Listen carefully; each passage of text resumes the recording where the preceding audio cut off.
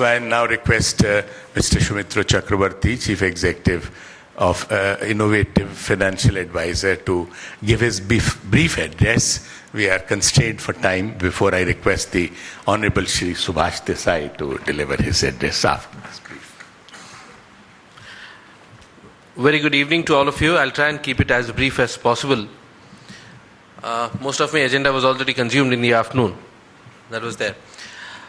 So primarily, with absolute humility, I feel honored today standing in front of you, and especially in the evening when I feel that it's a celebration of its own nature. So to start with the permission from the dais,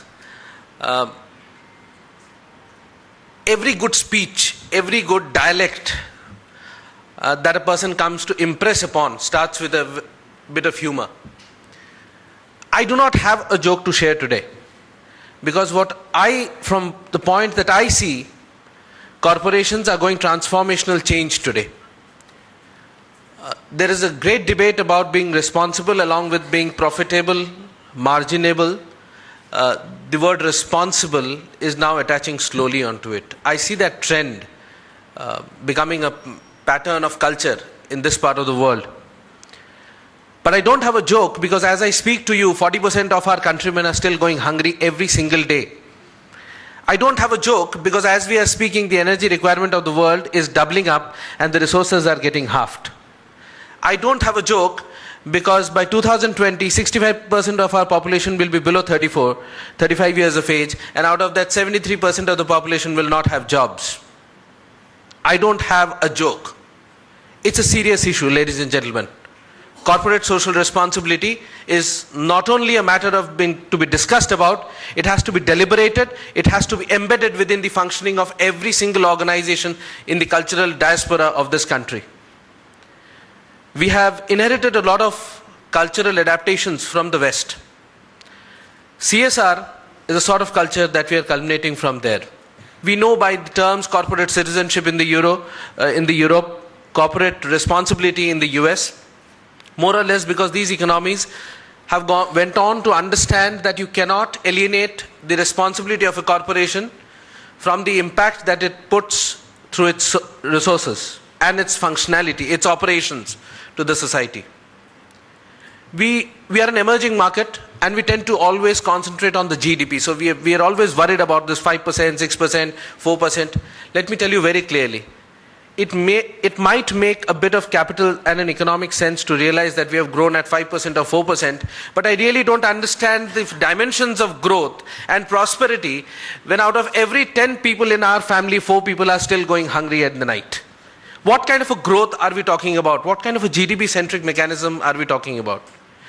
In this kind of an environment where there is so much of dialogue and so much of confusion, I see corporate social responsibility as that light at the end of the tunnel, where we get off our economic greeds and look at the people who really need our help and assistance, who are suffering because of the corporations who have benefited long enough from the resources that they have utilized on the ground.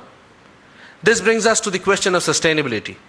The Indian economic diaspora, along with the governance structure, has sooner or later started to understand that we cannot afford to orphan the society and to look only at profits as mere growth. There is a clear distinction between what you understand between growth and prosperity.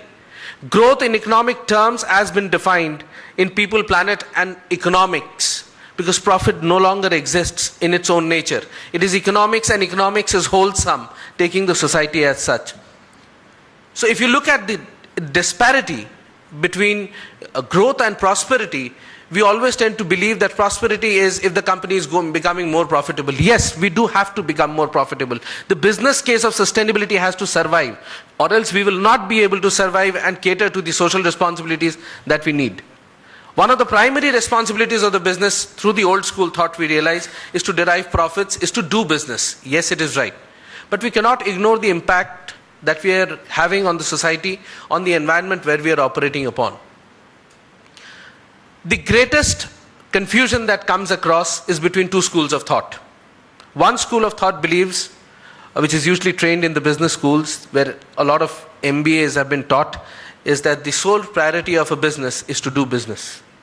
Whereas the other school, which is now the corporate social responsibility school, which was started as earlier as Henry Ford, said that businesses have this inherent tendency to work in a constrained environment and towards a discrete objective. Hence, it is businesses which can derive and assist governance in giving the best possible socially responsible results. This dichotomy has to come to an end. The difference between growth and prosperity has to end. And you, the winners of today's Golden Peacock on the Corporate Social Responsibility Night, have shown that you can. I'm sure the others who are sitting away from the 2 rows where the winners are sitting are also waiting to be here the next year. And I'm sure next year we'll have 20 winners instead of 14, and we'll grow in manifolds. So ladies and gentlemen, I do not want to create an idea of negativism.